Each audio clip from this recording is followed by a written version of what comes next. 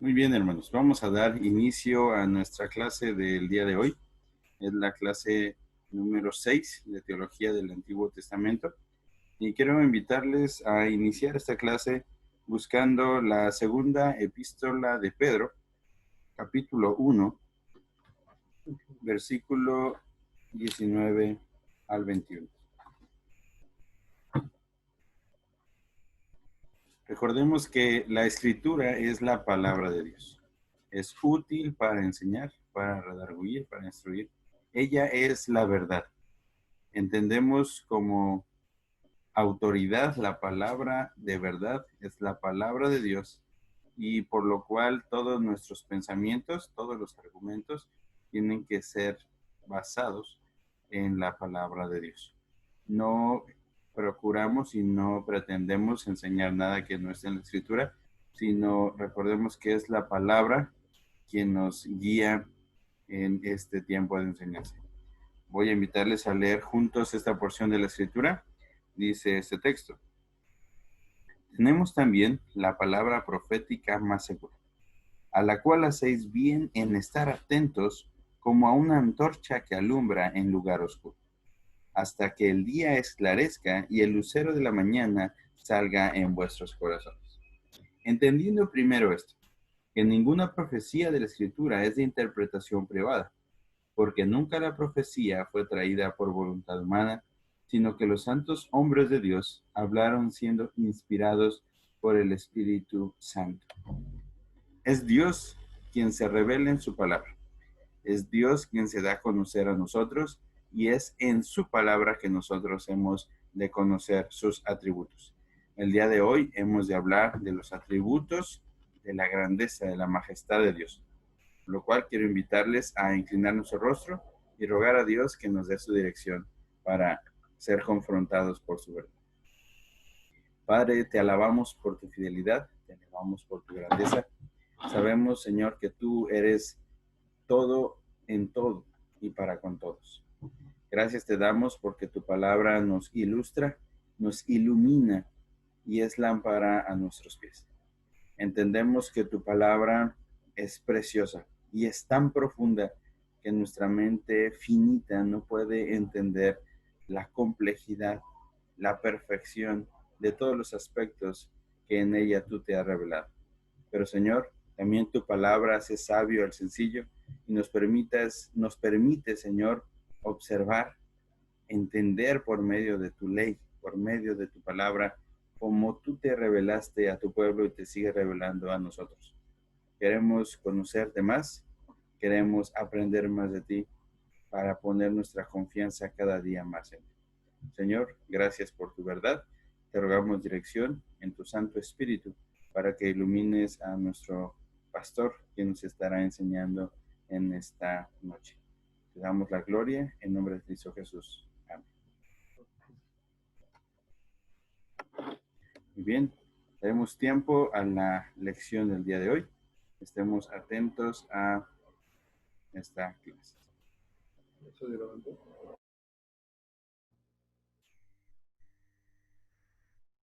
Muy buenas noches, hermanos. Es un gusto otra vez podernos saludar y podernos ver. Ahorita que tenemos aquí llena la pantalla y los veo a todos, pues me da mucho gusto. En algunas ocasiones de repente nada más veo la pura caratulita por ahí. No sé si ya se los fueron, si es que fueron a cenar, pero aquí estamos viéndonos y lo que se mencionaba hace un ratito es si está bien que nos veamos para ver alguna reacción o algún comentario, alguna pregunta o alguna inquietud que en ese momento pudiese tener. Entonces, en esta noche, siguiendo la misma línea de todo nuestro estudio, que es la teología del Antiguo Testamento, necesitamos nosotros irnos centrando. Algo de lo que nosotros hemos mencionado es el carácter de Dios. Hemos estado estudiando la revelación, cómo Dios se ha estado revelando a nosotros. Y algo que es importante es estudiar los atributos de Dios. Los atributos de Dios es el tema que nosotros queremos tener hoy y lo queremos dividir en tres partes. Lo primero que tiene que ver con los atributos. Segundo, un tema que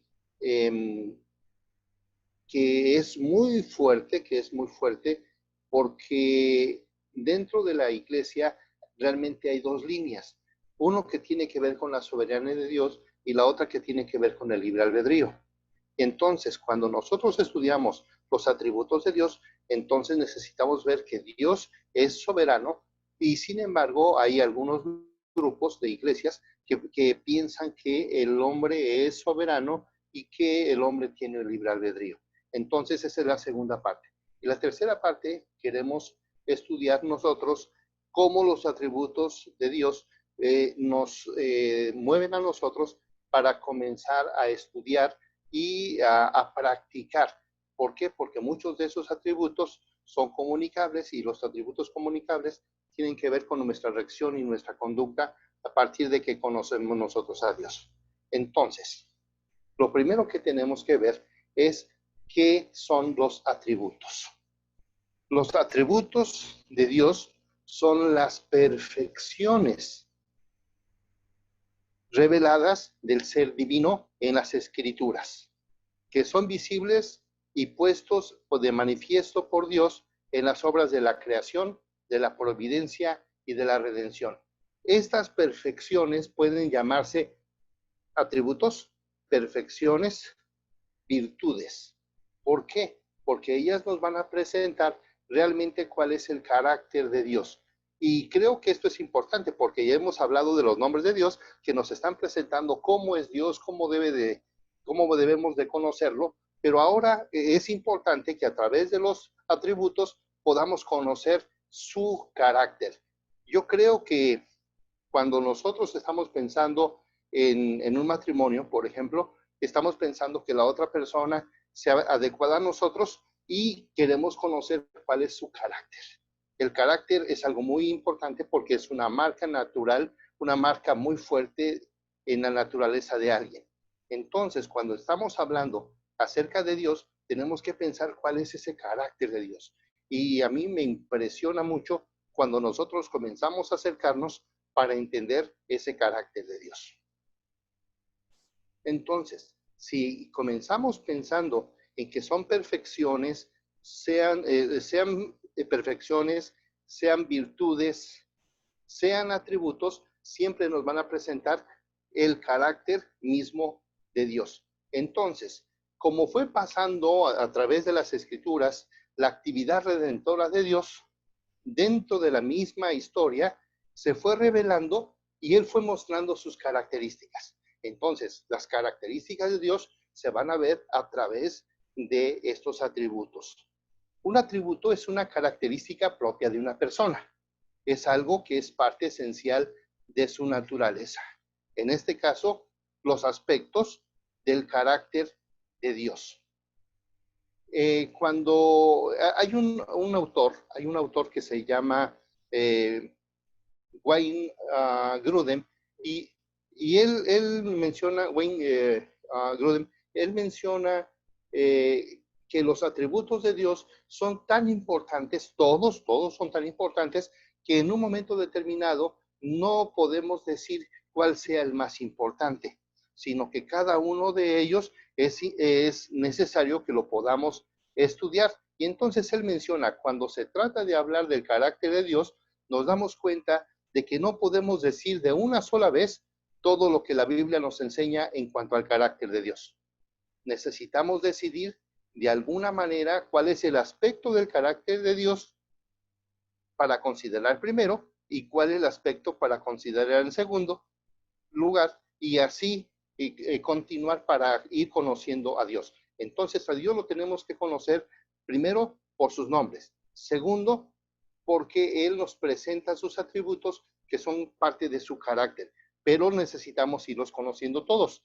Ahora, una de las cosas que nosotros queremos ver en nuestro estudio no es tomar cada uno de los atributos. ¿Por qué? Porque muchos de nosotros, como hemos vivido dentro de la iglesia, hemos estudiado algunos atributos o muchos atributos de Dios. Entonces no pretendo en este momento dedicarme a estudiar uno por uno, pero en un momentito nosotros vamos a tener ahí en la pantalla algunas de las de las listas que tienen que ver con los atributos de Dios. Y quisiera pedirles una pequeña tarea apenas entrando en nuestra clase, que tenemos un círculo o tenemos tres figuritas ahí, y entonces en cada una de ellas están los atributos de Dios. Y quiero pedirles que ustedes puedan investigar 5 versículos por cada uno. 5 versículos por cada uno. Ustedes los investigan y puedan, por favor, aprendan o memoricen 2. ¿Por qué esto es importante? Bueno, porque estamos conociendo los atributos de Dios y es importante identificar dónde se encuentran las escrituras para tener un mejor control, un mejor conocimiento, y al mismo tiempo, cuando sea necesario citar algún versículo, nosotros podamos citarlo. Entonces, ahí, por ejemplo, nosotros podemos tener el amor, la paciencia, la supremacía, la soberanía de Dios, la inmutabilidad, la omnisciencia, la justicia, el poder, la santidad, la sabiduría, la fidelidad, la bondad, la paciencia, la gracia, la misericordia, la indivisibilidad de Dios, su cercanía con nosotros, su omnipotencia, la ira de Dios también es algo que debemos de estudiar. Entonces, ustedes van a buscar de cada uno de estos, van a buscar 5 versículos. Los van a tener presentes, pero van a memorizar 2 de cada uno. ¿Y cómo nos gustaría que en la siguiente clase pudiésemos comentar algunos de esos versículos que ustedes han escogido para memorizar? No sé si ya tenemos aquí la diapositiva. Y entonces, para que nosotros podamos ver, hay un círculo donde tenemos los atributos de Dios.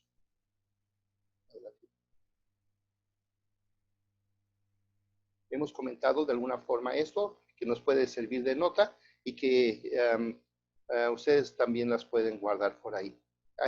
Estos son los atributos que estoy mencionando: el amor, la presencia, la supremacía. De esos que están aquí mencionados, hermanos, por favor, búsquenos 5 y van a memorizar 2. Esto lo vamos a pasar y vamos a pasar a la siguiente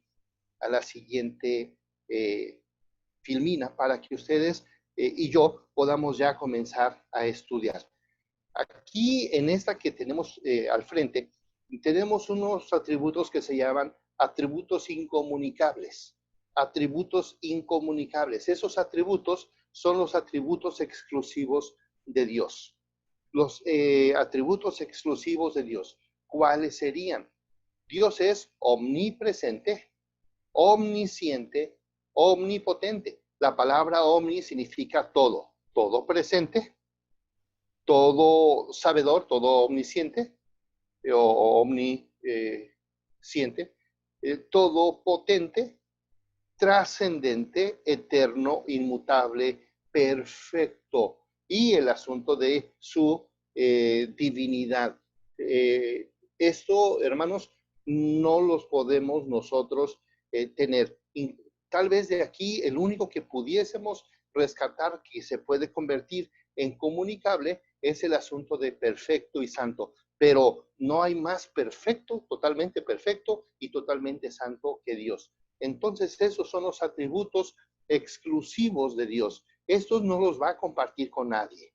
Estos atributos son para que nosotros podamos conocer su carácter maravilloso y poderoso. Muy bien. Luego tenemos los atributos morales de Dios. Y estos atributos morales de Dios ya se pueden llamar atributos comunicables. Atributos comunicables. ¿Qué quiere decir esto? Que son los atributos morales. Dios es bueno. Hace algunos años iba yo a hacer algunas visitas con algunos hermanos y entonces les decía, hermanos, yo quiero invitarlos a aprender 5 versículos de la Biblia. Y entonces llegábamos ahí y algunos decían, hermano, pero ¿cómo es posible que aprendamos en este ratito 5 versículos? Y entonces yo llegaba con ellos Y les decía, hermanos, por favor, busquen el Salmo número 107. Salmo 107. Si usted lo tiene por ahí, búsquelo, por favor. A lo mejor esto es lo que podamos hacer también en este momento para que ustedes aprendan 5 versículos que son importantes, aunque en su tarea debe de cambiar un poquito. Salmo 107. Si lo tienen, nada más deme un dedito cuando ya lo tengan. Salmo 107. Léanlo conmigo. Alabad a Jehová, porque Él es bueno, porque para siempre es su misericordia. Otra vez. Alabad a Jehová, porque Él es bueno, porque para siempre es su misericordia. O una última vez. Alabad a Jehová, porque Él es bueno, porque para siempre es su misericordia. ¿Alguien ya lo aprendió?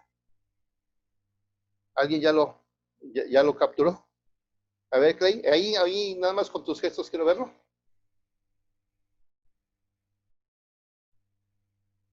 Eso. Muy bien, tienes muy buena dicción. Hermano David.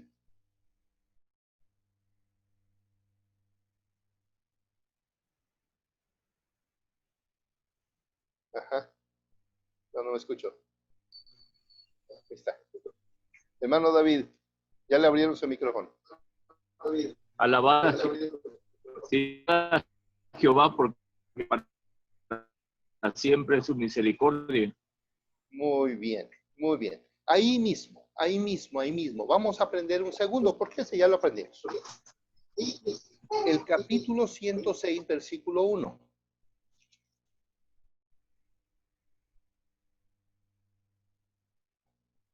A ver, hermano José. Léenoslo, por favor. A ver. Ahí está. Sí. Aleluya. Alabad a Jehová porque Él es bueno, porque para siempre es su misericordia. ¿Sí? ¿Lo memorizamos? 2, 3. Ajá. Aleluya. Alabad a Alabad Jehová porque Él es bueno, porque para siempre es su misericordia. ¿Sí? Otra vez, hermano José. Y todos los que estamos aquí. 2, 3. Aleluya. Alabad a Jehová porque Él es bueno, porque para siempre es su misericordia. Muy bien. Aquí parece que estamos memorizando solamente uno, ¿no? Pero, a ver, vamos al Salmo 110 y 139, 136.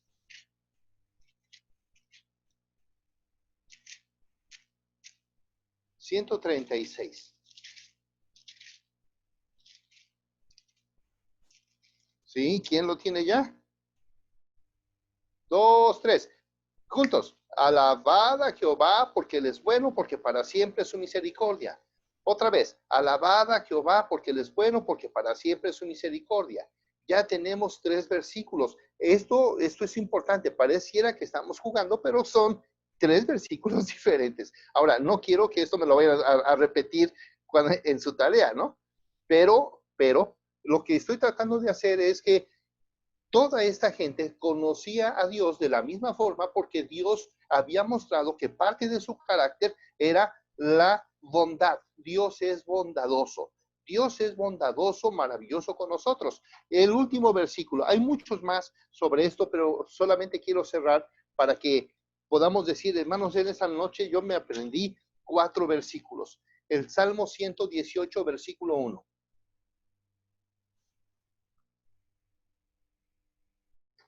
Miguel, qué bueno que ya llegaste. ¿Lo quieres leer, por favor? Sí, permítame tantito. Sí, te permito tantito, claro.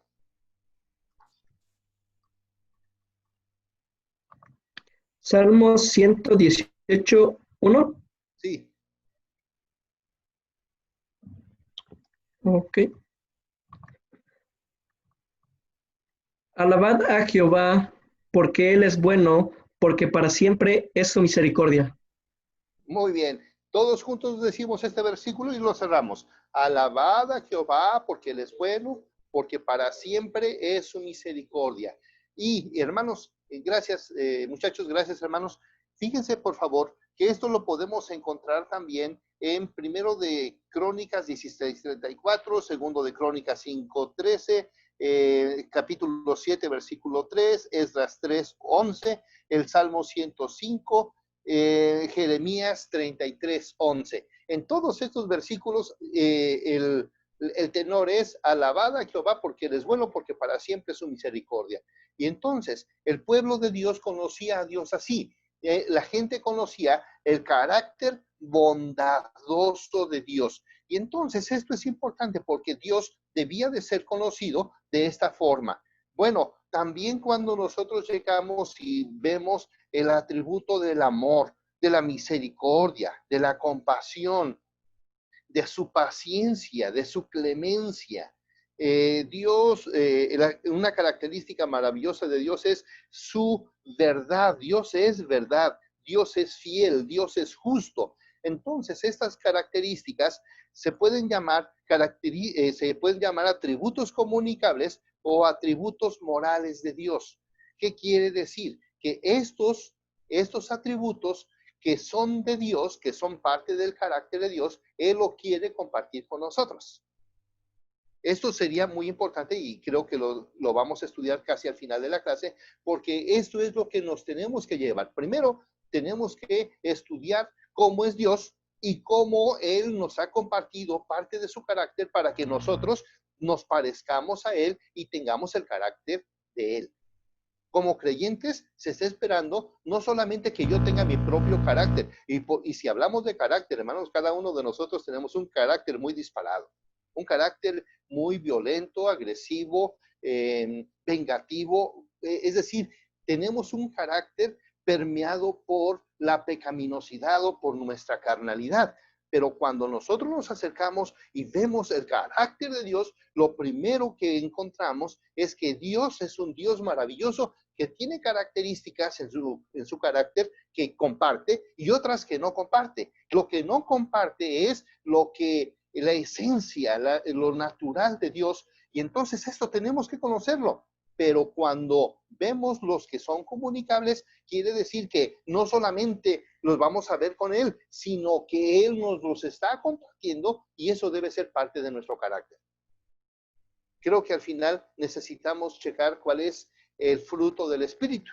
Y en el fruto del Espíritu encontramos 9 aspectos del mismo fruto que tiene que ver con los atributos comunicables de Dios. Y esto, queridos hermanos, esto es importante porque estamos conociendo al Dios que quiere ser conocido. Dios no esconde nada con nosotros. Habrá cosas que no podremos conocer, pero dice la Biblia que Él se descubrirá, Él enseñará más cosas a los que están en intimidad con Él. Y dice, mi pacto es para con todos aquellos que guardan la comunión conmigo. Y entonces esto es importante porque Dios sí quiere ser conocido y Dios sí quiere compartir su carácter con nosotros. Después de esto, quiero que veamos una laminita más que tiene que ver con las lecturas que estamos haciendo del Dr. Pine Barton. Y ahí encontramos los atributos de Dios. Dijimos, los atributos de Dios son parte del carácter de Dios. Pero todos los atributos de Dios tienen una característica. Nos quieren presentar la soberanía de Dios. Todos los atributos de Dios tienen el propósito de presentarnos la soberanía de Dios. ¿Dios es soberano? Claro que sí, claro que sí. A veces cantamos que Jesús es mi rey soberano, mi gozo es cantar su loor. Es rey y me ve cual hermano, es rey y me imparte su amor. Dios es maravilloso en la persona de Jesucristo, en la persona del Espíritu Santo y en la persona misma de Dios Padre.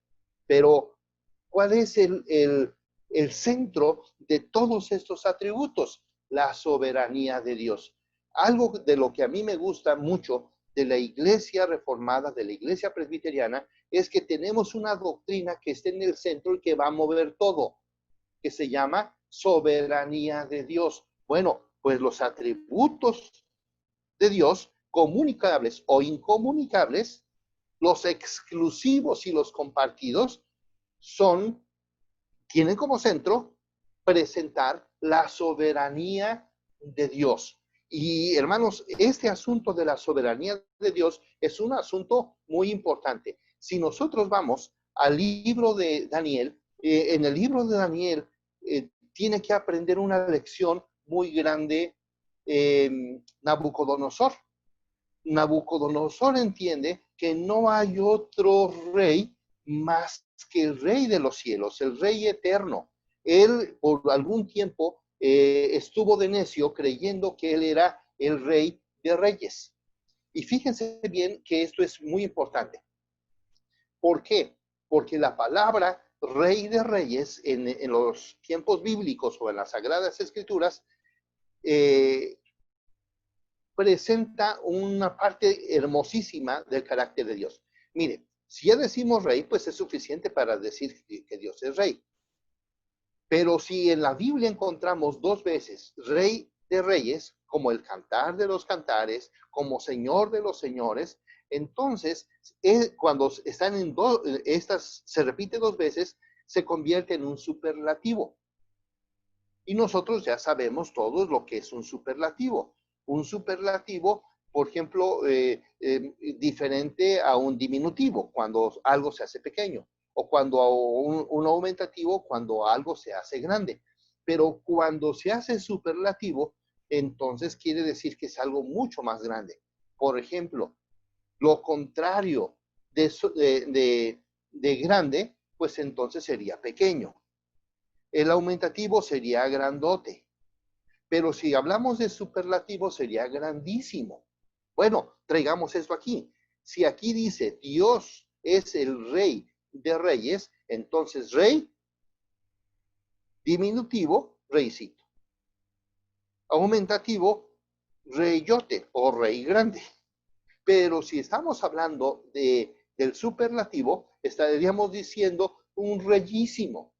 Entonces, ese superlativo es muy grande porque Dios es el Señor de los señores o el Señorcísimo, el Rey de los reyes, el Reyísimo. O sea, que no hay otro más grande ni superior a Él. Esto es lo que estamos hablando sobre la soberanía de Dios.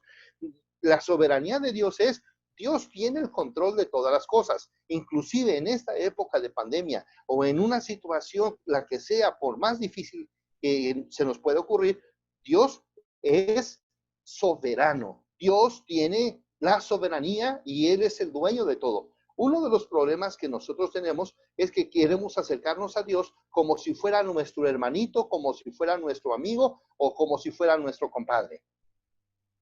Pero no. Nosotros necesitamos acercarnos a Dios como lo que Él es. Él es un rey por encima de todos los reyes y nosotros solamente somos sus súbditos.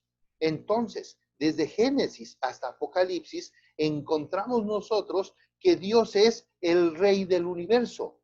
Nada se puede escapar de su poder. Hay un autor que dice que Dios tiene el control de todas las cosas y no hay ningún centímetro cuadrado en todo el universo que Él no lo reclame como suyo. Es decir, todo en el universo es de Dios. Todo, todo, todo, todo, todo. Un pequeño virus, claro que sí. Un lejano planeta, claro que sí.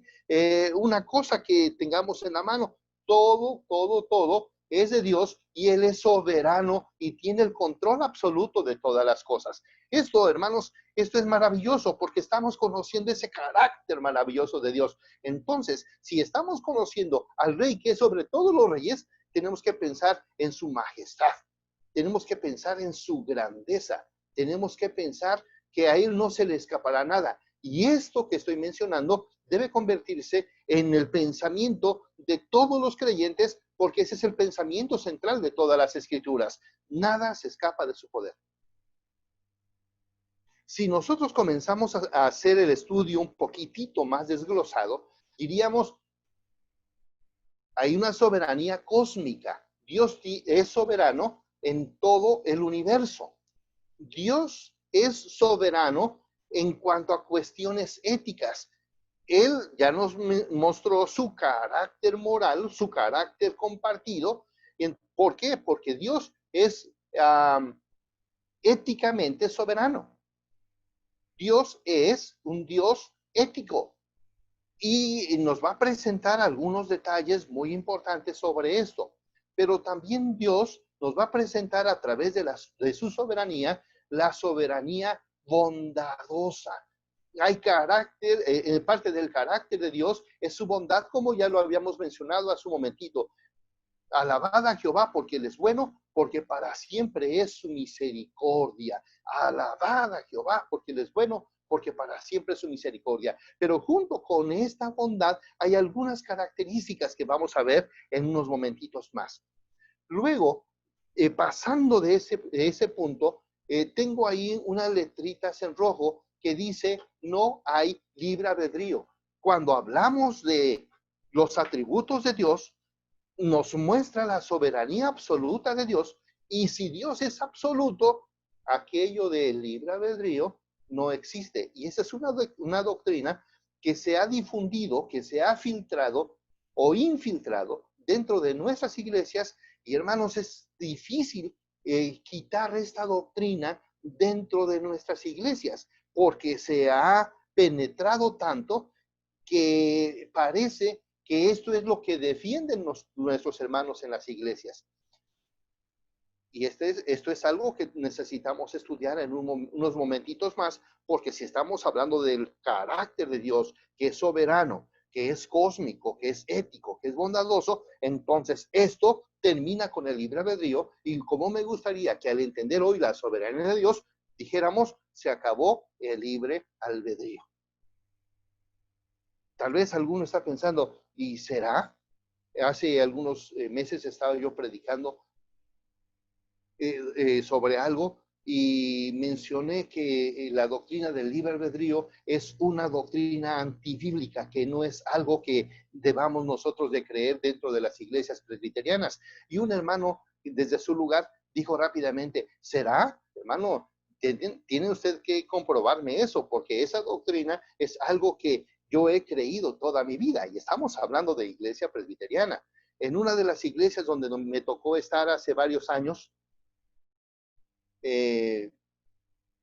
enseñaba yo sobre la soberanía de Dios, y los hermanos decían, no hermano, ¿y dónde queda mi libre albedrío? Y hermanos, estudié con ellos por mucho tiempo, y créanme ustedes que en 5 años me costó poder enseñar a los hermanos que ellos pudiesen comprender que el libre albedrío es una doctrina antibíblica y anticristiana. No es algo que nosotros debamos de saber. Pero entonces vayamos un poquito más adelante. Un poquitito más adelante. Hablemos un poquitito acerca de la soberanía cósmica. La soberanía cósmica. Y por favor, quiero invitar a Moisés que nos pueda buscar el Salmo 115, versículo 3.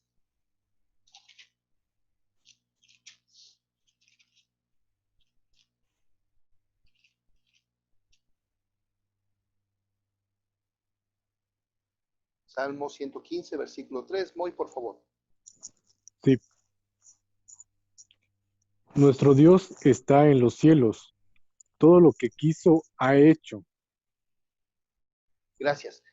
Nuestro Dios está en los cielos. Todo lo que Él quiso ha hecho. Esto es importante.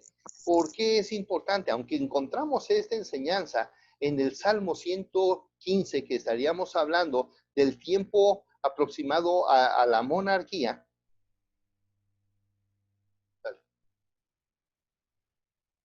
es desde el mismo Génesis, desde el periodo inicial, donde encontramos en el principio creó Dios los cielos y la tierra, y en el primer día hizo esto, en el segundo día hizo lo siguiente. Y entonces Dios es un Dios creador, y ese Dios creador ha hecho un pacto con los hombres, hizo un pacto con Adán, hizo un pacto con Noé, hizo un pacto con la descendencia de ellos. Y entonces, hermanos, ese Dios creador hace un pacto con la creación de tal forma, o sea, con los hombres y también con la creación, de tal forma que cuando Adán peca, no solamente afecta a Adán, está afectando a toda la creación. En Romanos capítulo 8 nos menciona que la creación gime ahora con dolores de parto. Es decir, la creación quedó afectada. Cuando nosotros vemos en Génesis capítulo 3, ahí en las maldiciones, menciona que cardos y espinas, y que el trabajo costará mucho más para poderse desarrollar, y la mujer tendría dolores de parto. Es decir, todo lo que tiene que ver con la creación quedó totalmente afectada. Ese Dios creador es un Dios del universo, y él hace un pacto maravilloso. Es ahí en ese pacto que vendría el Mesías en el capítulo 3, versículo 15 de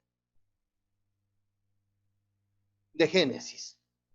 En Génesis capítulo 3 encontramos un pacto maravilloso que Dios está haciendo, y donde nuestro Señor Jesucristo va a llegar como ese Mesías esperado, como la simiente de la mujer. Entonces, Dios es el creador que ha hecho un pacto, pero vemos la segunda ocasión cuando Dios hace un pacto. Lo encontramos con Noé, y Noé obedece al Señor. Dios rescata a toda su familia y a una serie de animales porque él hace un arca, y él promete que jamás volverá a haber un diluvio. Ahorita estamos viendo que hay muchísima agua, pero ahora imagínense 40 días, 40 noches de una forma tremenda que tiene que cubrir a toda la creación o a toda la raza humana en esa época, y no se rescató nadie. Dios ahora promete que en ese pacto que la creación no sería afectada, pero hasta la fecha, por causa del pecado, la creación está gimiendo. Cuando un creyente es rescatado por la gracia de Dios, la misma creación también es redimida a través del trabajo de los creyentes, y cuando menos esto es algo que debe de suceder. Dios es maravilloso. Dios es el Dios creador. Ahora, pasando a la siguiente etapa, que sería la época patriarcal, ahí encontramos que ese Dios del pacto es un Dios eterno. Ese es un pacto maravilloso. Y quiero que me acompañen, por favor, a buscar el Salmo 90, versículo 4. Este versículo me gusta muchísimo porque nos va a presentar el tipo de pacto que Dios hizo con los seres humanos. Dios es un Dios maravilloso, pero es un Dios que presenta la idea de una forma tan grande que Él es un Dios eterno. Salmo 94. A ver, hermano Ismael, léenoslo, por favor.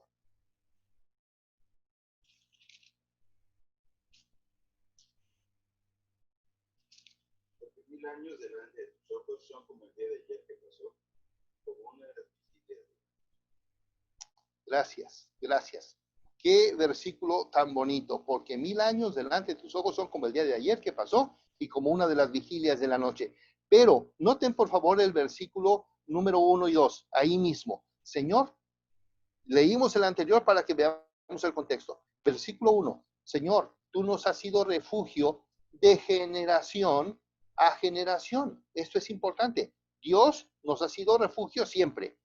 Versículo 2, antes que naciesen los montes y formases la tierra y el mundo, escuchen esta palabrita, desde el siglo y hasta el siglo, tú eres Dios. Ya en español esto ya suena interesante y suena muy bonito. Pero la palabra siglo es la palabra olam. ¿Recuerdan que en la clase pasada hablábamos de el olam? El olam. Y el olam era el eterno. La palabra siglo aquí es eternidad.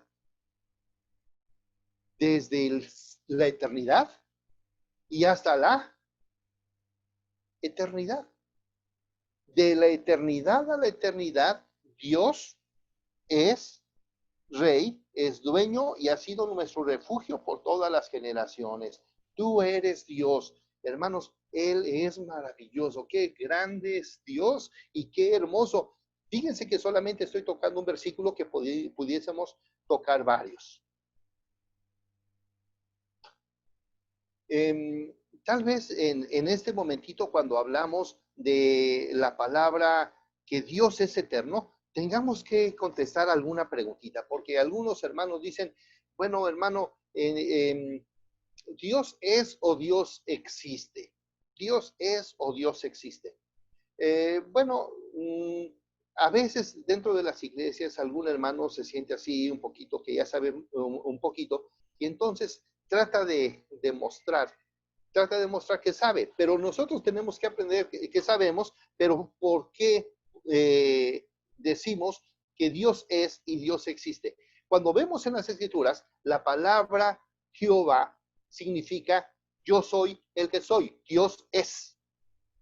Si decimos que Dios existe, quiere decir que hubo un momento histórico, hubo un momento en la historia donde Dios llegó a ser. Y esto no es verdad. Dios no ha llegado a ser. Dios no ha llegado a existir.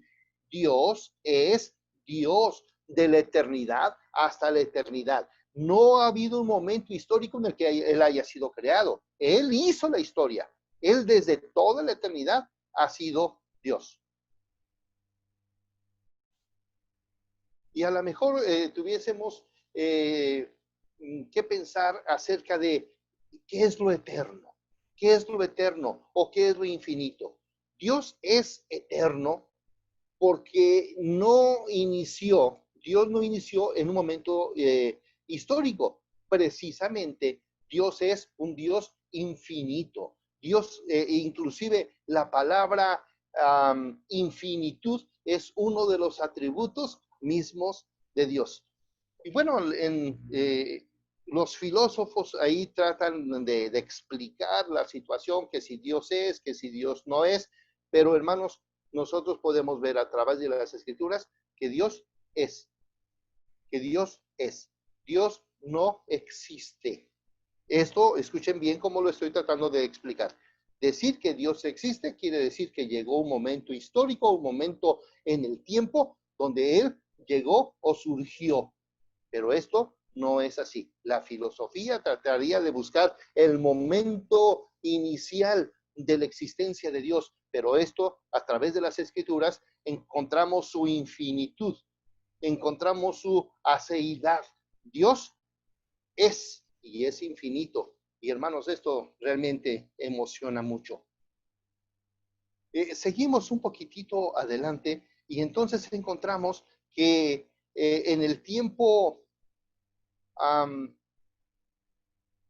mosaico, Dios se muestra como el Dios del tiempo. Ya hablamos de la eternidad, pero aquí vemos que Dios se muestra como el Dios del tiempo o como el Dios de la historia. Precisamente por eso el salmo que leímos, el Salmo 90, versículo 4, nos presenta que desde el siglo y hasta el siglo, Dios es Dios.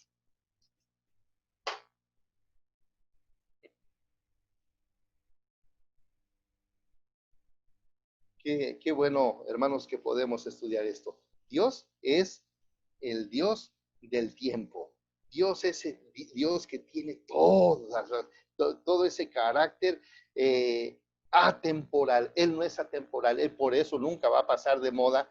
No es una moda, pero nunca va a pasar de moda. ¿Por qué? Porque no hay un tiempo para él. Usted y yo nos hacemos viejos, unos más que otros, pero Dios no. Dios siempre será de la misma forma. Cuando llegamos al tiempo de David, David presenta su carácter infinito. Y entonces dentro de ese carácter infinito encontramos la omnisciencia, la omnipresencia y la omnipotencia. Ustedes han recordado ahora el Salmo 139, ¿verdad? Un salmo que hemos leído constantemente. Ese salmo nos presenta en ese mismo momento, nos va a presentar esas tres características de Dios. Pero voy a pasar un poquitito más rápido. Y entonces, en el tiempo de los profetas, encontramos algo que es importante. Dios es trascendente. Dios es trascendente. Dice la Biblia, los cielos no lo pueden contener. Primero de Reyes 8:27. Los cielos no lo pueden contener. Entonces aquí, en este momento, cuando estamos hablando de la soberanía cósmica, estamos diciendo Dios es creador y ha hecho un pacto. Dios ha tenido la iniciativa y es eterno. Dios es el Dios del tiempo. Dios tiene un carácter infinito, omnisciente, omnipresente, omnipotente. Pero además, Dios es un Dios trascendente. Quiere decir que Dios está por encima de todos los cielos, inclusive cuando se habla del templo. Uno mayor que este templo está aquí. Dios está mucho más grande, mucho más poderoso que cualquier persona que quisiera pensar que es importante o que se sienta Dios. Pero Dios es trascendente. Dios no es parte de la creación. Él está por encima de la creación. Y a esto podemos decir, a Dios sea la gloria por los siglos de los siglos. Esto, hermanos, es emocionante. Podemos leer Romanos capítulo 11 y nos vamos a dar otra emocionada. Pero vamos a ver la soberanía ética. Esto es un poquitito más rápido. La soberanía ética es, si nosotros vamos a Deuteronomio 32:4, ahí ya lo presento, ahí ya tengo el versículo completo. Él es la roca, cuya obra es perfecta, porque todos sus caminos son rectitud, Dios de verdad y sin iniquidad, porque no hay iniquidad en él. Él justo, es justo y él es recto. Dentro de la soberanía ética de Dios, vamos a encontrar que Él es justo y que Él es ético. Y aquí entonces encontramos tres asuntos importantes. Número uno, Dios es un Dios de rectitud o un Dios recto. Y esto presenta su verticalidad. Dios, en Él no vamos a encontrar alguna cosa chueca. Ahora, este atributo es un atributo moral, un atributo comunicable, y por eso ponemos ahí, cuando una persona está viviendo en rectitud, entonces tiene que haber una verticalidad de la vida delante de Dios, y entonces va a hacer todo lo que a Dios le agrada. Eso se llamará rectitud. Justicia. Justicia. ¿Qué es justicia? No sé si ustedes vieron las noticias hoy en la mañana o ayer, donde ha habido ciertos desórdenes en la ciudad de Guadalajara. Y ahí en Guadalajara encontramos que hace un mes unas personas mataron también a un hombre. Y a raíz de lo que está pasando en Estados Unidos y la reacción que hubo allá, que hubo muchos motines, que mucha gente se levantó, ahora aquí la gente también se levantó y comenzó a hacer algunos desórdenes. Pero ellos decían, queremos justicia, queremos justicia, queremos justicia. Y entonces llegan ahí al lugar donde hicieron destrozos y comenzaron a pintar. ¿Eso es justo? Y decían, queremos justicia, pero lo que estaban haciendo ahí, ellos era pura injusticia, porque estaban destruyendo las cosas. Dios no es así. Dios es justo, Dios es santo, Dios es misericordioso, pero en Él va a haber siempre rectitud y siempre va a haber justicia. Y entonces espera que nosotros vivamos en una honradez muy especial. La palabra santidad, la palabra santidad. Dios es santo y Dios es perfecto. Dios es santo. Me gusta mucho la palabra Kadosh, y la palabra Kadosh significa precisamente santo, pero tiene el sentido de algo apartado, de algo que no es parte de otras cosas, sino que tiene un uso exclusivo. De ahí va a aparecer más tarde la palabra consagración, la palabra donde diríamos que los santos somos las personas que estamos apartadas por Dios para vivir una vida diferente. Y en el caso de Dios, bueno, pues Dios es un Dios santo. Nunca vamos a encontrar una mancha, una arruga o alguna cosa. Y hay personas que dicen que Dios tiene sus defectos y muchas cosas, pero nosotros ya sabemos que Dios es un Dios santo. Me gusta mucho un pasaje de Job, el pasaje de Job 1:1, dice, hubo en tierra de Uz un hombre llamado Job, y este era un hombre perfecto, recto, temeroso de Dios y apartado del mal. Un hombre apartado del mal. Hermanos, noten por favor cómo era este hombre. Era perfecto, era recto, era temeroso y era apartado del mal. En otras palabras, recto, justo y santo. ¿Qué se está esperando de nosotros? Si Él es el Rey de Reyes, nosotros debemos de tener esta característica. Ahora, nosotros vamos a la soberanía bondadosa de Dios. En Éxodo 33:19 dice, y le respondió, yo haré pasar todo bien delante de tu rostro y proclamaré el nombre de Jehová delante de ti y tendré misericordia del que tendré misericordia y seré clemente para con el que seré clemente. Dios es un Dios salvador. Ahí está la palabra tzedekah. Abraham creyó y le fue contado por justicia. Dios es un Dios salvador. Dios es un Dios salvador. En su bondad nos ha salvado. Dios es un Dios misericordioso. La palabra Gesed significa que Dios se inclina para tomar algo. Y hay un pasaje muy interesante que usted ha de haber leído en el Salmo 113, que dice que Él es el que se inclina al polvo para levantar al menesteroso. Y ahí es la palabra Gesed. Gesed es el hecho de que Dios se incline por alguien que está en la vil ruina, que está en una situación de angustia, de dolor, en una situación poco atractiva, en una situación de bancarrota, y entonces Dios toma la iniciativa, se agacha, lo toma y lo lleva a Él. Y el Salmo dice, y lo va y lo lleva, y lo sienta con los príncipes del pueblo. Yo doy gracias a Dios porque Él tuvo misericordia de mí. Y antes de ser un creyente, era una persona que deshonré a Dios en muchas formas.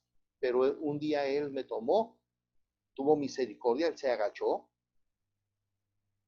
y Él me sentó con ustedes y con otros muchos hermanos que son los príncipes del pueblo de Dios. Dios es muy bueno, Dios es muy grande. Y ahí encontramos la palabra Gesed. Dios es fiel. Ahí está la palabra emuná. Y ahí viene la palabra amén. Dios es fiel y significa que Dios es transparente, que Dios no se inclina a ninguna cosa incorrecta. Finalmente tenemos Dios es amoroso, ahavá. ¿Qué significa esto? Esta palabra ahavá significaría lo mismo que la palabra ágape. Es el amor de Dios que va por encima, que el amor de Dios que incomparable, ese amor tan profundo que nadie puede dar a menos de que sea Dios. Y bueno, Él nos pide a veces que nosotros tengamos ese amor, un amor que no se merece. Y hermanos, ¿quién se merecía el amor de Dios? Aquí en la soberanía bondadosa de Dios, vemos que Él es salvador, que Él es misericordioso, que Él es fiel y que es amoroso. Y alguien me diría, bueno, hermano, y si Dios es bondadoso, ¿cómo lo entendemos alrededor de nuestros pecados? Fíjense que esto es importante, porque Dios es un Dios tan santo, tan misericordioso, que no va a pasar por alto el pecado de nadie. Sin embargo, a través del amor tan grande que tiene, fue que mandó a su Hijo Jesucristo para que todos nuestros pecados fueran perdonados por Él. Y entonces Dios nos perdona, y Dios nos perdona cuando no merecemos su amor, y hermanos, nos toma de una forma maravillosa. No lo merecemos, nadie lo merecería, pero Él echó sobre sus hombros todo el pecado nuestro, y cuando nosotros conocemos al Señor Jesucristo, Él nos toma a nosotros y nos perdona por ese amor misericordioso. Él es Salvador, misericordioso, fiel y amoroso. Hasta aquí diríamos que tenemos la primera parte. Hay muchísimas cosas que pudiésemos comentar aquí, hermanos, en relación al libre albedrío, pero me voy a detener un momento.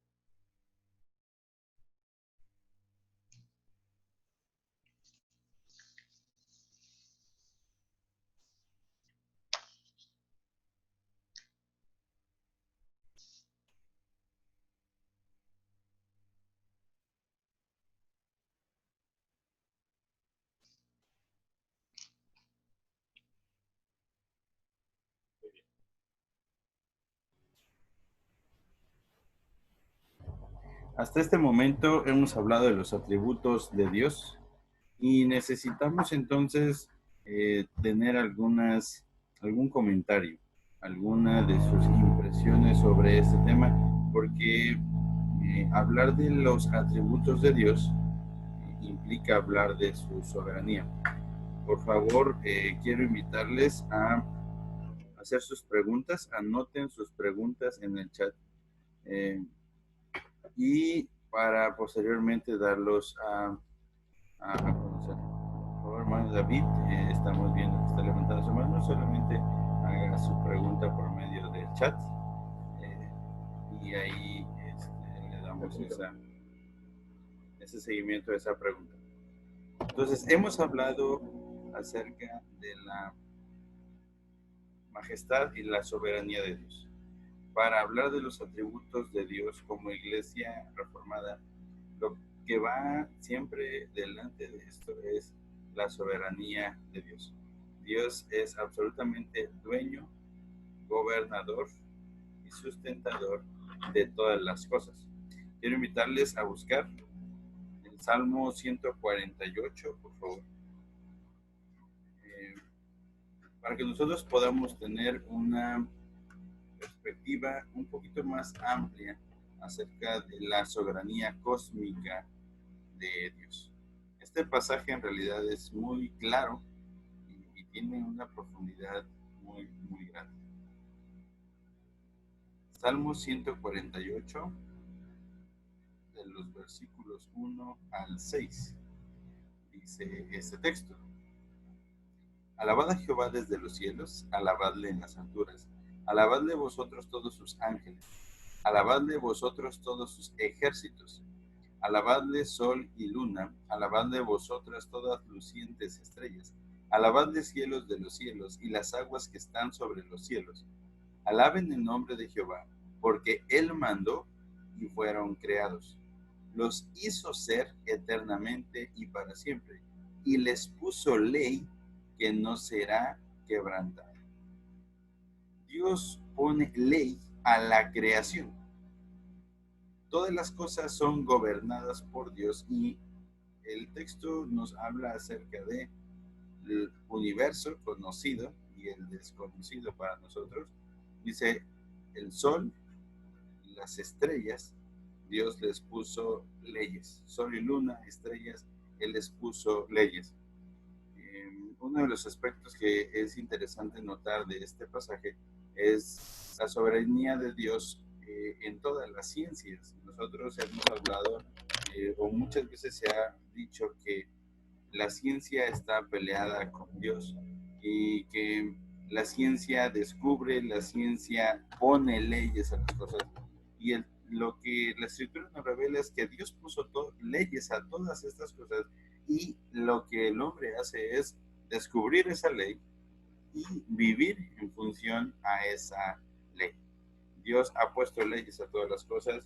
Él es soberano sobre toda la creación. Nosotros, bueno, dice el Salmo 100, somos pueblo de su mano.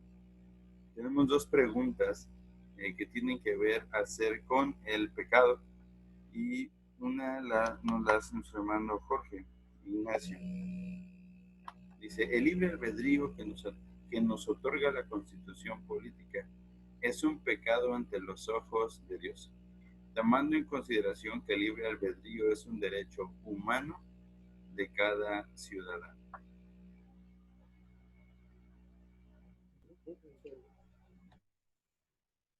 Gracias, hermano Jorge Ignacio, por tu pregunta. Es importante. Dios hizo al hombre libre. Dios hizo al hombre libre. Y en Génesis capítulo 1 y 2 vemos que Dios hizo el universo y le dijo al hombre que de todo árbol del huerto podía comer. Solamente una cosa tenía restricción. Todas las leyes tienen algún poquito. Y en este caso, Dios le da la libertad al hombre y lo hace libre, lo hace perfecto. Solamente le dice que hay una condición de perfecta obediencia y precisamente por eso se colocó ese árbol. Ahora, en relación a la constitución política, se pretende que todos los hombres sean libres. Yo creo que la libertad es un don y un regalo de Dios, pero cuando hablamos de libre albedrío, queremos decir que un hombre es libre y debe ser libre en tanto que conoce a Jesucristo. Dice la Biblia: y conoceréis la verdad, y la verdad os hará libres. Entonces, cuando nosotros conocemos a Jesucristo, cuando nosotros conocemos a Dios, nos sometemos a su autoridad absoluta, y entonces en esa libertad podemos hacer todo lo que no ofenda a Dios. Y entonces no va a ofender a Dios, no va a ofender a segundas o terceras personas, ni tampoco esto va a afectar a nuestra propia persona. La libertad que Dios nos ha dado es una libertad de vivir en responsabilidad. Entonces, no quiere decir que la constitución política en un sentido esté mal. Está bien, Dios quiere que el hombre sea libre, pero el hombre tiene que aprender a vivir en la libertad en la que Cristo nos hizo libres. Gracias. La siguiente pregunta.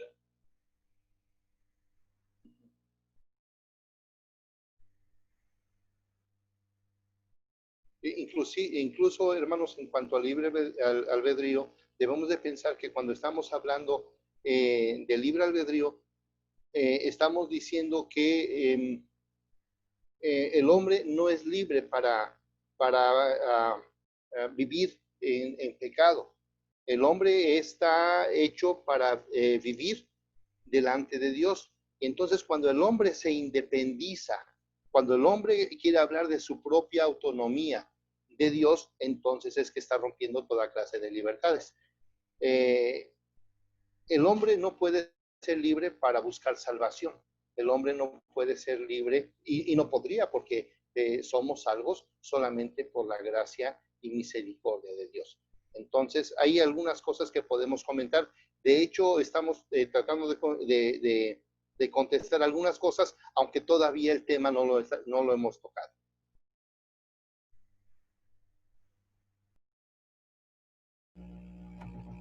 Sí, es importante que nosotros podamos ver conforme a la Escritura esta situación, porque dice: libre albedrío que se nos otorga en la Constitución política es un pecado ante los ojos de Dios. Tenemos que entender, como ya se nos dijo en un principio y se va a explicar un poquito más adelante, que en realidad no hay libre albedrío. Decir libre albedrío implicaría que el hombre tiene la capacidad de decidir o el hombre tiene la capacidad de hacer el bien. Pero vamos a ver la escritura, porque la escritura es quien nos tiene que dar la respuesta a esto. Por favor, si me acompañan rápidamente a Génesis capítulo 5, ustedes van a encontrar algo que nos va a dejar rápidamente del otro lado en cuanto a la capacidad del hombre de hacer el bien. Versículo 5 dice el texto: y vio Dios, y vio Jehová, que la maldad de los hombres era mucha en la tierra y que todo designio de los pensamientos del corazón de ellos era de continuo solamente el mal. ¿Qué quiere decir este texto? El corazón del hombre va de continuamente al mal. La pregunta sería esta: ¿el hombre tiene la capacidad de escoger el bien? Pero si dice la escritura que el corazón del hombre va constantemente al mal, entonces el hombre no tiene libre albedrío, sino la condición caída del hombre va directamente hacia la desobediencia. Otro pasaje que quiero que busquemos rápidamente es Isaías capítulo 1.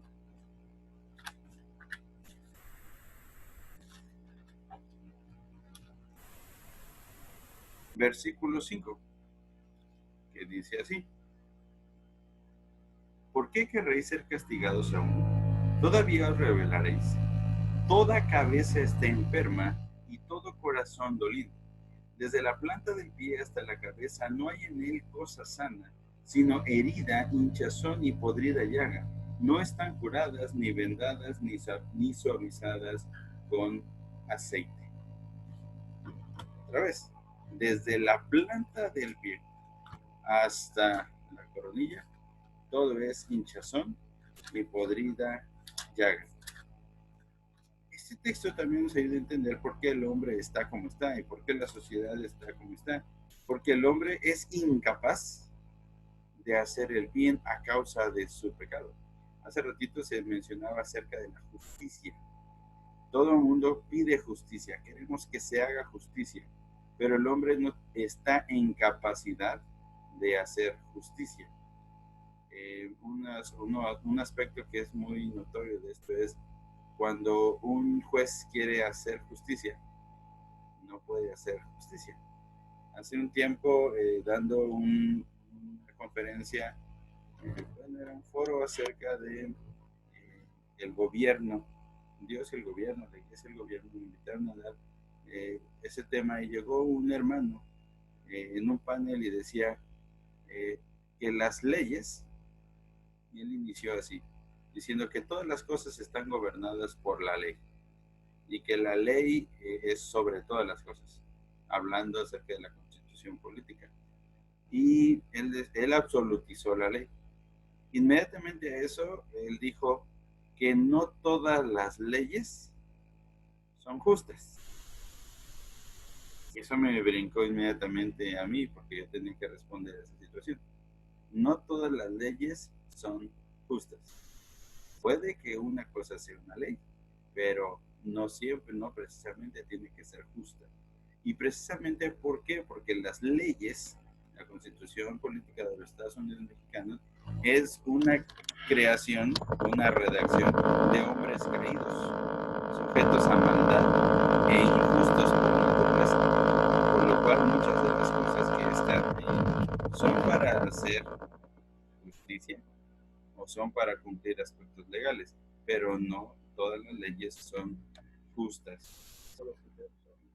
Hoy en día, por ejemplo, estamos bajo los principios de se puede un hombre casar con otro hombre. Eso es una ley, pero no quiere decir que sea correcto. Una de las preguntas que ustedes hicieron tenía que ver con la soberanía ética. ¿Por qué? porque la soberanía ética de Dios implica que todas las leyes son dictadas y regidas por Dios. Un aspecto muy importante que tenemos que ver de esto, y yo creo que hay varios abogados aquí, es ¿cuál es la ley superior? Si hablamos en términos de leyes, la ley superior no es México no es un país soberano, sino sí tiene sus leyes, y hablamos de soberanía nacional, pero hay leyes que están sobre las leyes de México. Por ejemplo, los acuerdos internacionales están sobre las leyes que están en México. Entonces, México, a final de cuentas, no es soberano. Ahora, pero sobre esa ley está la ley de Dios. Todas las cosas deben de ser regidas bajo la ley de Dios. A eso se llama soberanía ética. La ética, yo creo que todos lo entendemos, es la manera en la que se debe comportar el ser humano. Y esa soberanía ética de Dios implica que es Dios quien determina la forma en la que debe ser o debe actuar el hombre. Entonces, aquí entrando a aspectos filosóficos, ¿es el hombre quien determina la conducta del hombre? No. ¿Es el hombre quien construye el ser del hombre? No. ¿Es el hombre quien determina al hombre? ¿O que el hombre se determine a sí mismo? No. Por eso cuando hablamos de soberanía ética, Dios es quien tiene todas las cosas. En mi pensar, la ley terrenal como ley de Dios se tiene que respetar. Hay un límite para las dos. Es interesante la postura por la ley terrenal, pero recordemos que es Dios quien pone todas las leyes, y sí, hay que ser justos y hay que obedecer a nuestras autoridades siempre y cuando éstas no contravengan contra los principios de la Escritura. En ese sentido, por ejemplo, todas las leyes de tránsito las tenemos que obedecer, pero recuerda también que las leyes que Dios puso hablan acerca de no ir hacia la idolatría. Si el gobierno pusiera alguna ley que me dijera a mí, tienes que tener cierto tipo de Dios, aunque nuestra constitución no lo, pues nuestra constitución dice que tenemos libertad de culto, pero nuestra educación pública, por ejemplo, tiene una inclinación hacia el catolicismo. Pero esas leyes no están sobre la ley de Dios, por lo cual tengo que obedecer a ella. Una pregunta que me parece muy buena y lo hace Miguel, dice, ¿cuál es la diferencia entre los atributos comunicables y el fruto del Espíritu Santo? Toda la humanidad tiene los atributos de Dios. Estamos hablando de teología del Antiguo Testamento y me parece muy buena la pregunta porque estamos hablando de la manera que Dios se ha relacionado con su pueblo. Génesis capítulo 1, 26 dice que Dios creó al hombre a su imagen. A imagen de Dios lo creó. Y este texto nos ayuda a entender que Dios creó al hombre y lo dotó de sus características comunicables. Cuando nosotros hablamos de Dios a su imagen, mucha gente siempre ha pensado que Dios tiene dos ojos, tiene una nariz, tiene una boca, y que el hombre es a imagen de Dios en el aspecto físico. No. La escritura revela cómo es Dios. Dios es espíritu, Dios es incomprensible en su persona, en su majestad. Entonces, ¿en qué sentido el hombre es imagen de Dios? Bueno, en el sentido que Dios al crear al hombre le dio sus atributos. Sus atributos, Dios es bueno, Dios es fiel, Dios es amoroso, Dios es justo, los aspectos que vimos hace un momento. Pero tenemos que recordar que es a causa de la caída que el hombre y la imagen de Dios es corrompida. La imagen de Dios, Dios creó al hombre bueno en gran manera, pero a causa del pecado, toda esa imagen de Dios viene a ser corrompida. El hombre que recibió la capacidad de hacer el bien, dada por Dios, A causa del pecado, pierde esa capacidad y entonces se vuelve absolutamente pecador y no puede hacer lo bueno. Salmo 14, versículo 1 al 5, lo leímos la clase anterior, si ustedes quieren buscarlo. Dice, descendió Dios desde los cielos para mirar a los hijos de los hombres y vio que no había justo ni aún uno. No hay quien haga el bien, ni siquiera uno. Entonces, el hombre perdió toda capacidad de hacer el bien, por lo cual esa idea del libre albedrío ya no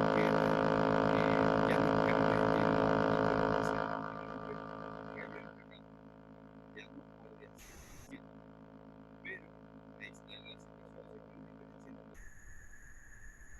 ahí está la situación de Dios dijo esos atributos a causa de la maldad en el corazón del hombre, pero el fruto del Espíritu, el fruto del Espíritu Santo en el corazón del hombre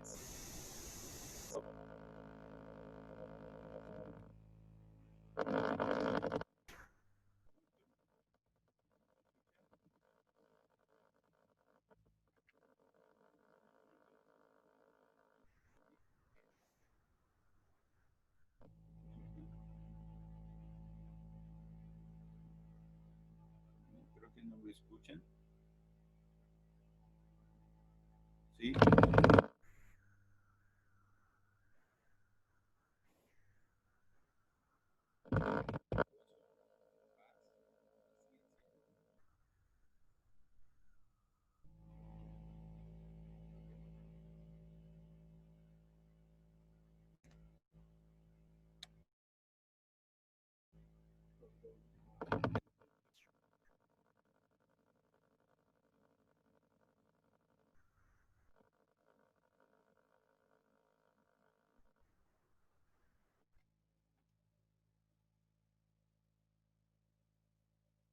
¿Sí?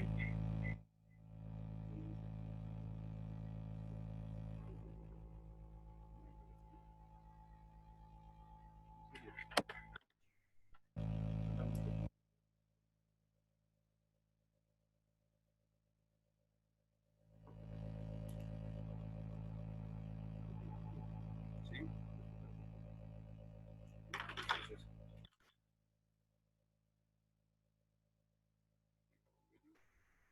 ¿me escuchan algunos? ¿Me escuchan?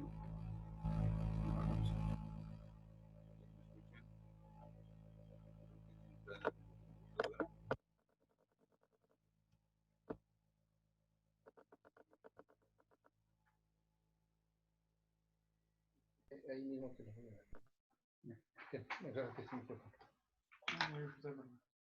Me cambiaron el tiempo. Entonces, contesta tú. Sí, acaba.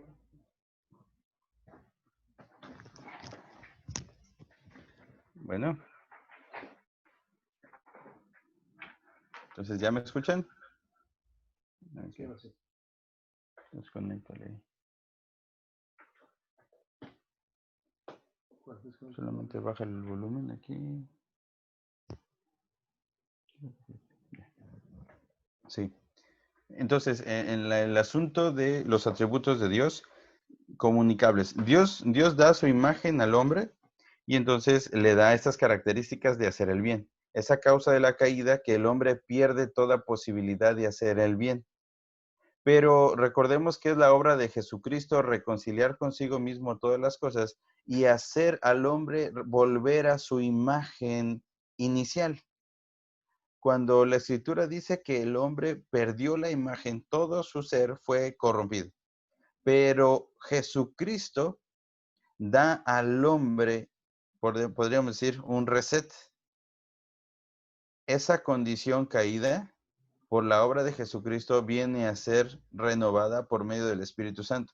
Entonces, el hombre tiene la capacidad por medio de Jesucristo de tener amor, de tener gozo, tener paz, paciencia, amabilidad, bondad, fidelidad, mansedumbre y dominio propio.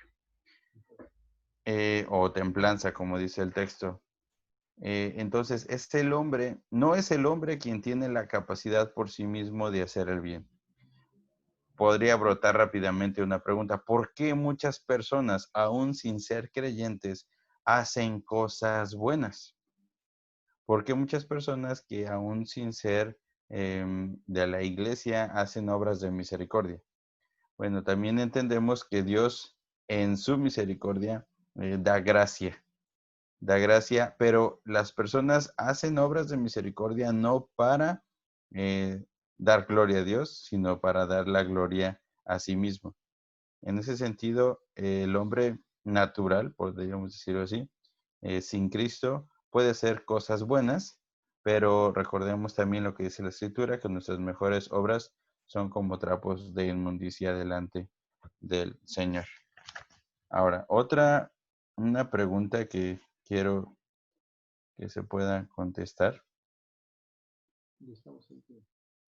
porque ya estamos en tiempo. Nos hicieron una pregunta que creo que es muy fácil o muy sencillo este asunto. ¿Aparece la palabra libre albedrío de manera literal en la Biblia? La respuesta es no. Se va a mencionar, se va a hablar un poquito más amplio acerca de ello. El libre albedrío no es una enseñanza bíblica, ni siquiera es un aspecto que venga en la Escritura, porque en realidad no hay libre albedrío. La Escritura presenta el pecado total, la corrupción total del hombre, el hombre totalmente depravado, incapaz de hacer el bien. Entonces, el libre albedrío no está en la Biblia. El libre albedrío nace ya después del tiempo de los discípulos, con un hombre llamado Tomás de Aquino, que presenta esta postura. Y Agustín de Hipona también presentan esa idea contra el pelagianismo. Pero recordemos, eso se va a hablar en la clase siguiente, pero no es una doctrina bíblica, no aparece en la Escritura. El hombre y su capacidad de escoger el bien tampoco es algo bíblico.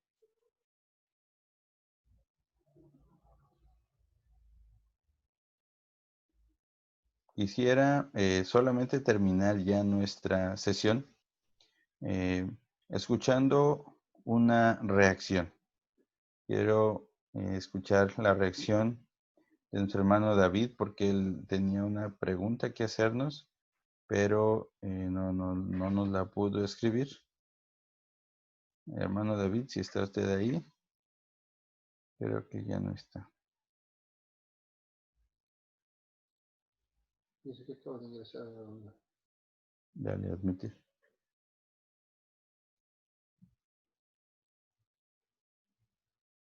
Bueno, en respuesta a esta situación, quisiera escuchar el comentario de Jorge Ignacio. Dale ahí en la parte de su micrófono.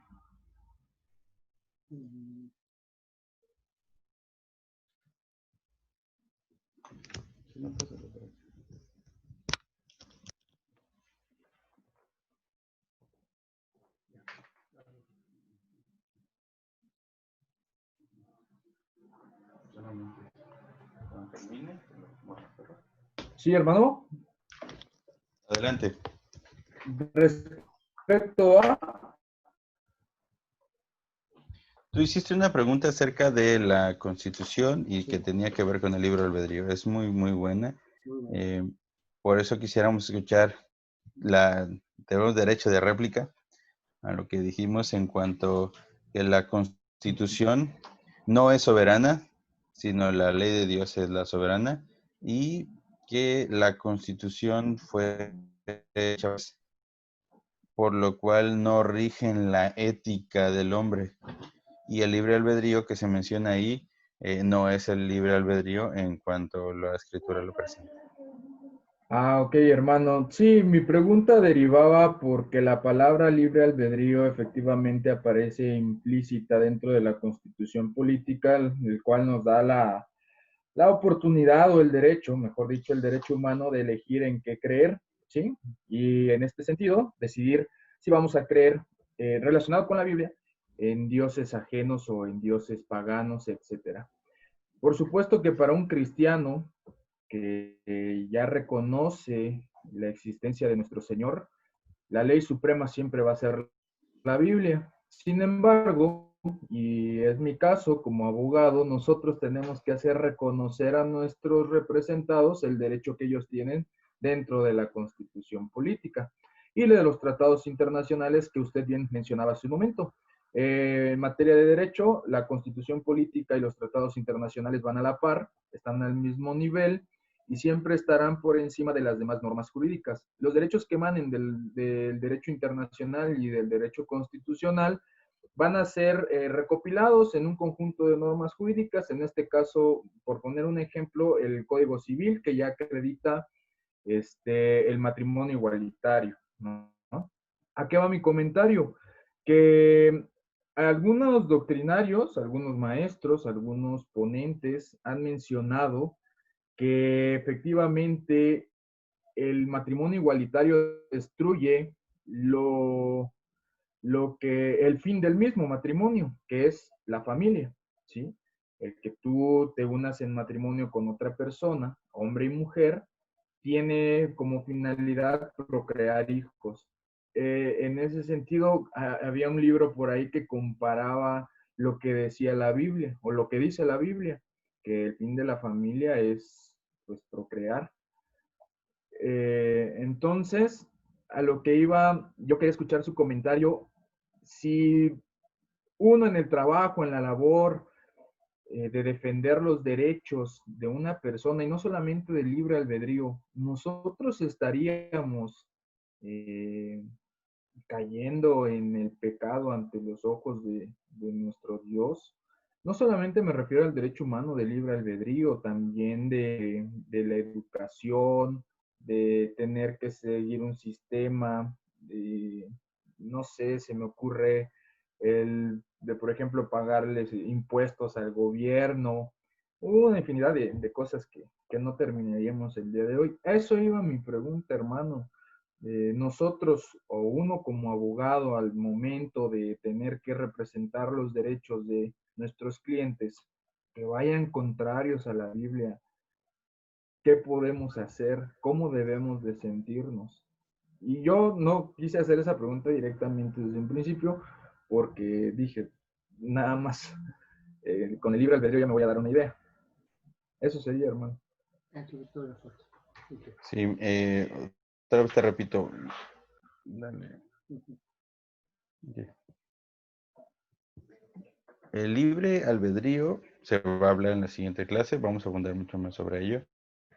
Solamente para cerrar este tema, la ley de Dios.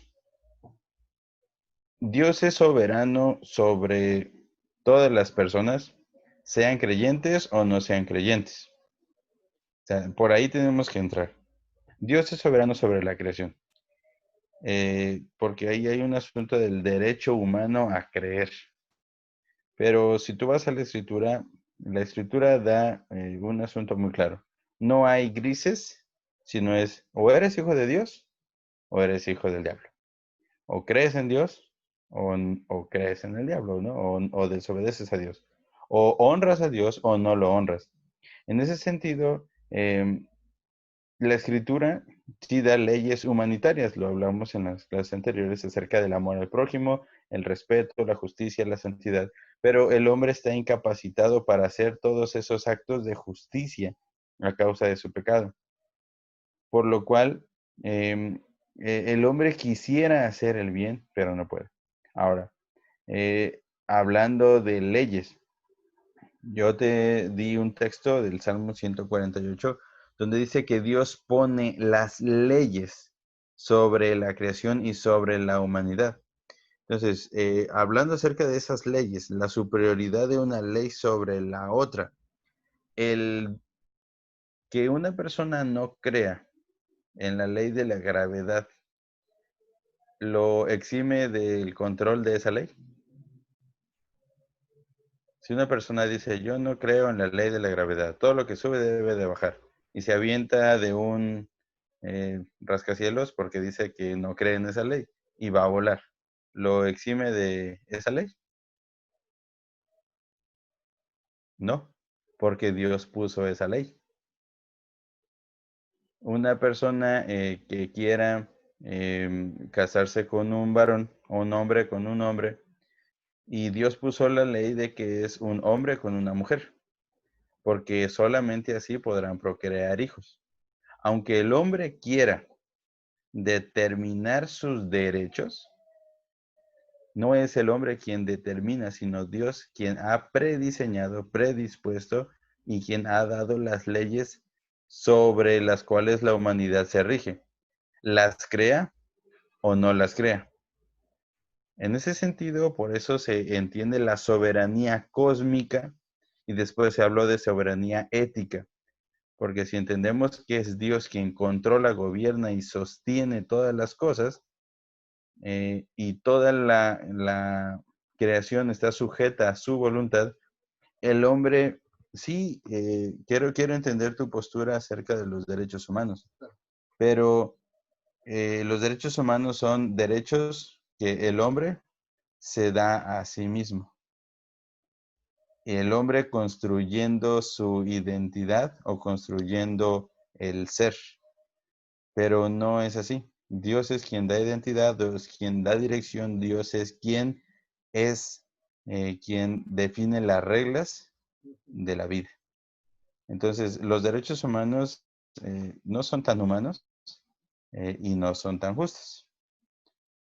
En ese sentido, es la autoridad de Dios y la palabra de Dios quien ha de regir tu accionar. ¿Por qué? Porque tú podrás encontrar lagunas legales para hacer que tu cliente gane un caso, aunque sea injusto. Va a ser legal, pero va a ser injusto. O sea, tú como abogado puedes encontrar formas legales para ganar un caso, aunque esto sea injusto. Y entonces tú tienes que ponderar la ley superior. ¿Vas a hacer lo que es legal o vas a hacer lo que es justo? Ahí entra un dolor en tu corazón muy grande porque se van a ir a otros intereses. El creyente va a ponderar el principio de la justicia antes que la legalidad. Por ejemplo, si hablamos acerca de qué remunera más, ganar un caso de injusticia o ganar un caso haciendo misericordia. En el trabajo normalmente te van a pedir que tú hagas algo injusto, pero que sea legal. Pero tú no podrías, como creyente en Jesucristo, actuar de esa manera. Y entonces ya entra una situación que nosotros llamamos principio contra principio. Es ahí donde se ven las convicciones del abogado. Es a quién vas a obedecer, la ley de Dios o la ley que se ha diseñado para ver esta situación, aunque sea injusto, pero que sea legal. O sea, la situación del matrimonio es un ejemplo muy claro. Hoy es legal el matrimonio homosexual, pero no quiere decir que sea correcto. Hay una situación que está brincando ahorita, el asunto de la pedofilia, que se está procurando la legalización de esa situación, y no porque sea legal quiere decir que sea correcto, ni siquiera que fuese justo. En cuestiones ecológicas hay muchas cosas que son legales, pero son un pecado muy grande. Entonces, en ese sentido, como abogados, el Señor les bendiga y los guarde y los ilumine para hacer lo que es agradable ante los ojos de Dios y no solamente lo que es conveniente a los intereses de su cliente. Por eso es conveniente la teología bíblica para tener una cosmovisión cristiana. Y mi papá comenta eso, ¿no? O sea, no es otra cosa más que tú puedas vivir bajo la cosmovisión bíblica, bajo los principios de la palabra. Ahí sería una pregunta en realidad muy directa. ¿Qué principios gobiernan tu trabajo profesional? ¿Los principios de la palabra o los principios de la Constitución? Y te dejo ahí para que lo reflexiones, lo ores y lo ayunes. Pero sí, seguiremos comentando este asunto. Hermano David, Queríamos escucharlo. También. Miguel también. Miguel había levantado su mano también. Ya solamente es la parte final. Queremos escucharlos en base a su pregunta final o su comentario a esa reacción. No, David.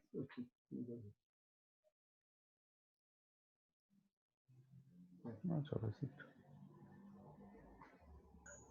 ¿Me escucha, hermano? Sí, hermano. Bueno, Adelante. ok, mi pregunta sería en cuanto el doctor Ismael decía que Dios no existe, que Dios es. No estaríamos filosofando con ese juego de palabras.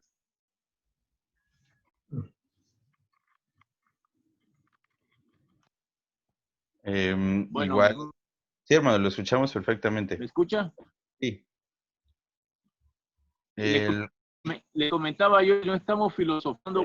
Papá dice que Dios no existe, que Dios... Escrituralmente hablando. Muy bien, para responder a esta pregunta, porque sí, en realidad es una pregunta que todos los muchachos de preparatoria han hecho y la seguirán haciendo hasta que se cambien los libros de texto que se ocupan para la parte de ciencias sociales o doctrinas filosóficas. ¿Dios es o Dios existe? Porque es la pregunta de la existencia de Dios. Muchos dan una respuesta muy, muy corta, ¿no? Decir, Dios existe.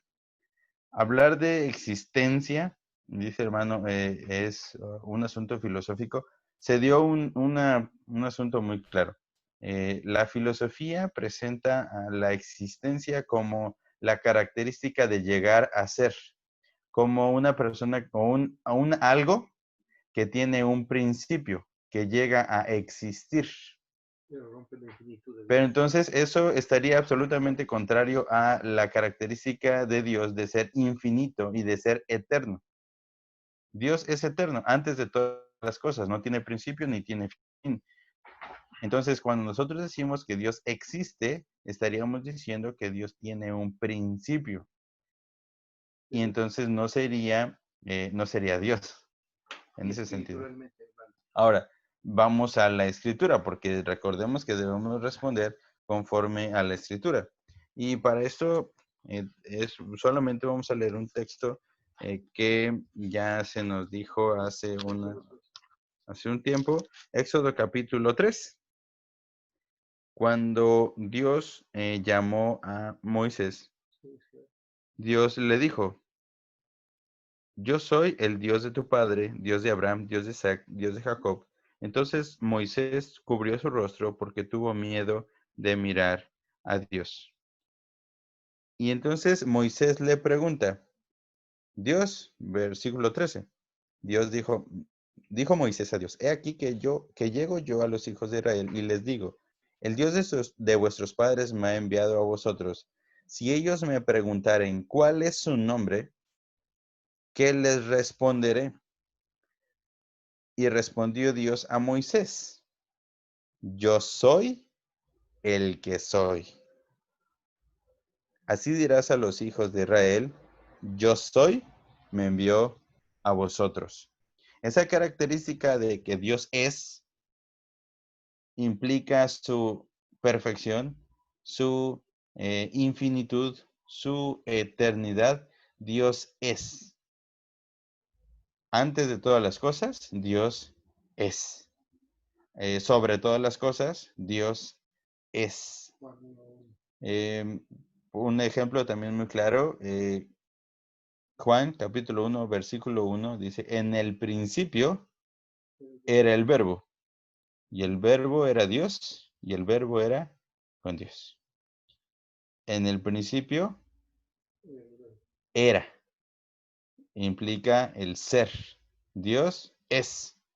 No llegó a ser, no fue creado, no tuvo una conformación para llegar a ser algo. No, Dios es. En ese sentido, usted decía ese aspecto filosófico. No estaremos filosofando sí se tiene que dar una respuesta filosófica a nuestros días. ¿Por qué? Porque a través de la filosofía muchas personas hoy atacan a los principios de la iglesia. Y la filosofía de muchas personas ateas implica eso, la existencia de Dios. Y la primera pregunta es, ¿Dios existe? ¿Cómo me compruebas la existencia de Dios? Pero Dios no necesita ser comprobado porque Dios es. Hermano David.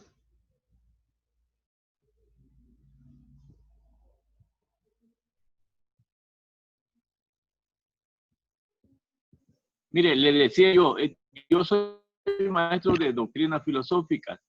Hay una corriente filosófica que se llama el taoísmo. Es decir, que el Tao, el creador, no es indefinible. Cuando se quiere definir es cuando menos se puede definir. Entonces, Dios sí es descriptible en el sentido.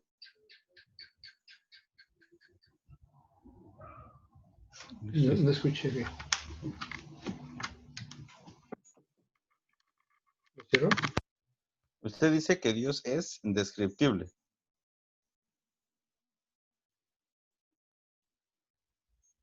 Hermano, si nos pudiera escribir su argumento, su pregunta, sería un poquito más fácil poder darle respuesta, porque no podemos escucharlo muy claramente, su audio.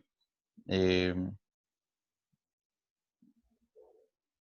no lo pudiera escribir, porque ya igual se pasmó su imagen. Pero en ese sentido, sí, precisamente por eso, para el conocimiento de los hermanos, el hermano da clases en preparatoria, entonces él ha dado cierto tiempo doctrinas filosóficas. Y en ese sentido, la filosofía plantea que cada quien puede construir a su propio Dios. En ese sentido, yo creo que todos hemos escuchado esa frase, ¿no? Tú puedes construir a tu propio Dios. O cada persona construye a su Dios. Un Dios blanco, un Dios negro, un Dios de esta característica, un Dios justo, un Dios fiel, o un Dios absolutamente iracundo, un Dios airado, un Dios... y entonces cada quien construye a su Dios. Pero esa es parte también de una doctrina filosófica que es contraria a los principios de la palabra. Por eso la palabra revela quién es Dios. Dios se da a conocer. Ya hemos leído, ¿no? Desde el principio en Hebreos que Dios, habiendo hablado muchas veces y de muchas maneras, habló también a los padres por los profetas y dice que Él se ha dado a conocer. Dios se ha dado a conocer. Nosotros conocemos de Dios lo que Él se ha dado a conocer. Dios es... descriptible en ese sentido, sí, pero Dios no es conformable. Se puede describir, es descriptible. Dios puede ser descrito, perdón. Dios puede ser descrito. Usted lo puede describir, pero no lo puede conocer en su infinidad. Romanos capítulo 11 dice, oh, infinidad, profundidad de las riquezas del conocimiento de Dios. Entonces, no podemos conocer y no podemos describir en la totalidad a Dios. Eso también nos ayuda a entender su complejidad y su infinidad. Todos los aspectos filosóficos implicarían que el hombre puede conocer en su totalidad de Dios, por lo cual lo puede describir. No es así. Nosotros conocemos lo que Dios ha dado a conocer y podemos describir las características que encontramos en su palabra, pero no podemos definir a Dios. Bien, que la gente haga su propio Dios y Dios es Dios. Y en ese sentido tenemos que entender esa parte. No es el Dios que nosotros construimos. Dios es Dios. Dios es Dios. Precisamente esa misma afirmación responde a la pregunta de Jorge. Bueno, inevitablemente la gente no va a obedecer la ley de Dios, pero no porque ellos no obedezcan o porque ellos no crean, Dios va a dejar de ser Dios. Dios es Dios, aunque no le obedezcas, aunque no le adores, aunque pretendas no estar bajo su voluntad. Pero déjame decirte algo, aunque tú no creas, aunque tú no obedezcas, sigues estando sujeto a sus leyes. Entonces Dios es Dios. Hermanos, vamos a terminar esta sesión. Quiero pedirles, por favor, que dos hermanos nos levantaron la mano. Queremos pedirles, vamos a adecuar algunos aspectos para que ustedes puedan hacer sus preguntas antes de, en base a la lectura, en base a lo que vayamos escuchando, para que solamente podamos ir respondiendo algunas preguntas de manera muy puntual. Sí, vamos a dar derecho de réplica para que ustedes comenten su reacción a la respuesta, pero sí queremos invitarles que podamos estar lo más dispuestos a hacer las preguntas, sobre todo durante la sesión, para que lo podamos ir respondiendo ya al final y tengamos esa respuesta al último. Quiero invitarles nuevamente a inclinar nuestro rostro y orar a nuestro Dios para dar gracias por este tiempo de devoción y de aprendizaje. Padre de la gloria, te damos gracias por tus maravillas, te damos gracias porque tú eres bueno, porque tu palabra es verdad. Tenemos tu palabra que nos ha revelado quién eres. Y Señor, entendemos que nuestra mente es infinita y no podremos comprender toda la hermosura de tu conocimiento, pero sí podemos conocer tu amor, tu gracia, tu misericordia y sobre todo a tu Hijo Jesucristo, nuestro Salvador, por medio de tu palabra. Entendemos que tú te has dado a conocer a nosotros, que nosotros no te amamos a ti, sino que tú nos amaste a nosotros primero, por lo cual nosotros podemos venir ante ti. Tu Santo Espíritu nos llama a la obediencia, aunque nosotros éramos rebeldes, lo mismo que todos los demás. Pero Señor, tu gracia nos ha dado dones para servir en tu reino. Te damos gloria porque tú has sido bueno, porque tú nos creaste a tu imagen y tú quisiste reconciliarnos contigo mismo y regresarnos al diseño que tú creaste originalmente para nosotros. Ayúdanos, Señor, a servirte, a darte la gloria, a expresar este conocimiento a todos aquellos que necesiten y demanden razón de la esperanza que hay en nosotros. En nombre de Cristo Jesús, nuestro Salvador, te damos gloria. Amén. Muchas gracias, hermanos, por este tiempo que han estado con nosotros. El Señor les bendiga.